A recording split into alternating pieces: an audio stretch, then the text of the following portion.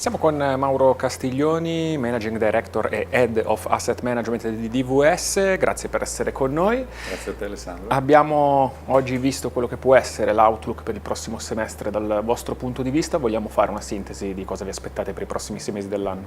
Sì, allora il nostro CIO Stefan Kroonskamp si è anche avventurato già con uno sguardo al 2019, quindi lungimirante in questo.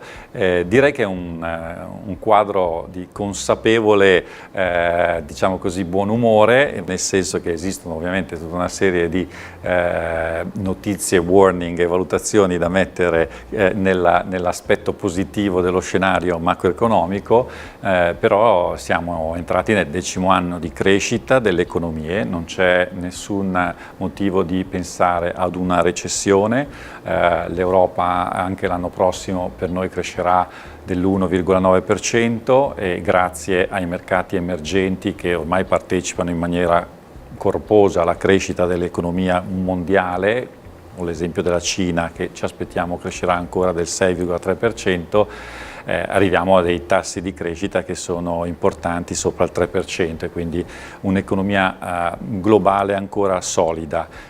Ci sono ovviamente le preoccupazioni che sono di carattere politico, visto che ci sono crescita, no, di populismi in molte nazioni, ma temi come quelli di conflitti commerciali, e sono i dazi che dall'America vengono imposti o minacciati, però nella nostra view questi rimangono dei conflitti, non diventano una vera guerra e quindi non hanno e non avranno la possibilità di impattare in maniera fortemente negativa sulla crescita, che quindi rimane una crescita positiva. Ecco, lo hai accennato tu, Mauro, riguardo alla crescita di populismi. C'è un po' di tensione, di preoccupazione sul mercato. Volevo chiederti dal vostro punto di vista cosa vi aspettate.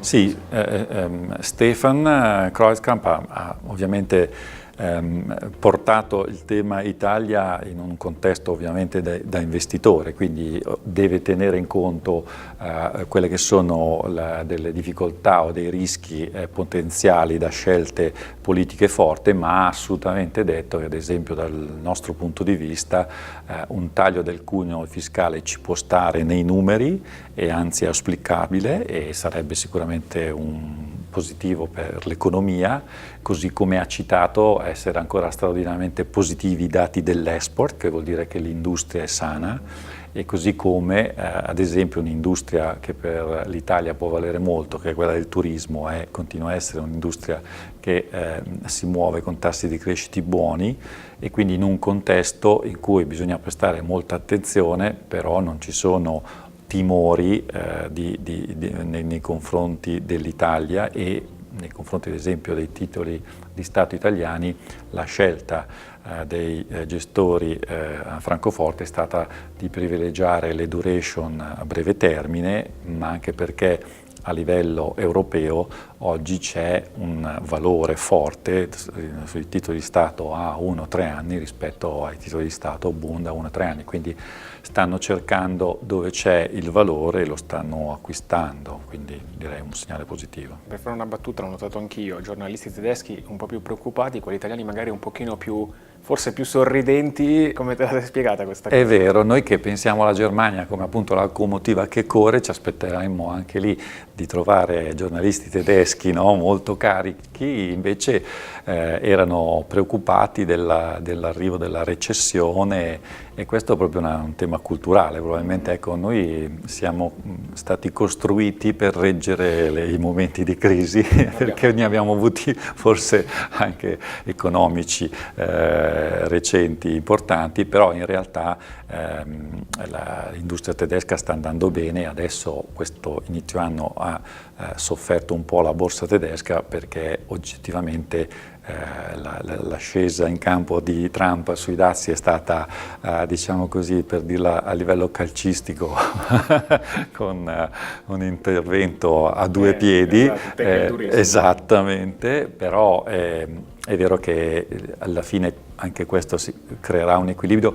Faranno sicuramente le aziende tedesche, ragionamenti di efficienza magari per dislocare alcune produzioni, sono aziende quotate, ma sono aziende globali ormai, perché già la X5 si produce ad esempio in America. Sicuramente ci sarà un aumento dell'inflazione anche per effetto di questi dazi, ma oggi è anche quello che i governi vogliono e le banche centrali vogliono, per cui da un certo punto di vista i debiti a lungo termine con tassi di interesse contenuti, con un'inflazione che rimette la testa in Europa e ancora di più, visto che già c'è in America, si annacquano in maniera dolce, no? E quindi alla fine è un qualcosa di voluto. Certo. Ecco. Bene, grazie Mauro per essere stato con noi, ringraziamo Mauro Castiglioni, Managing Director e Head of Asset Management di DWS, grazie mille ancora e grazie a voi per averci seguito. Grazie a te Alessandro.